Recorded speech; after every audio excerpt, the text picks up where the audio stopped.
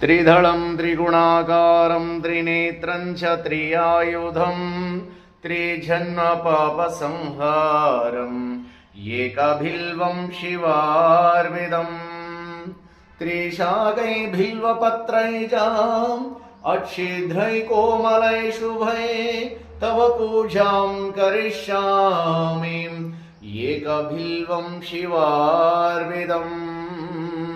दर्शनं बिल्ववृक्षस्य स्पर्शनं पापनाशनम् अघोरपापसंहारम्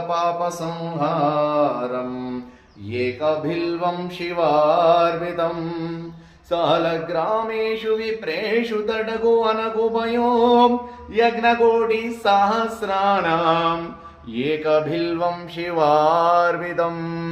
दन्तिकोटिसहस्रेषु अश्वमेधशतानि च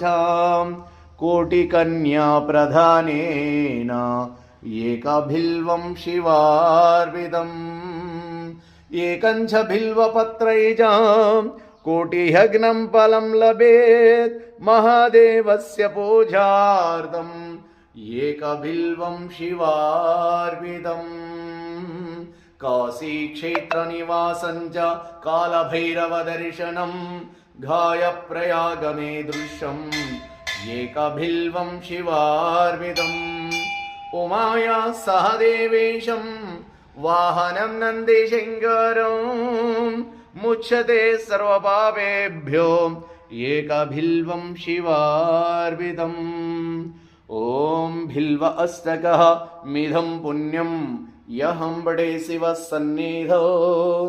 एकबिल्वं शिवार्विदम्।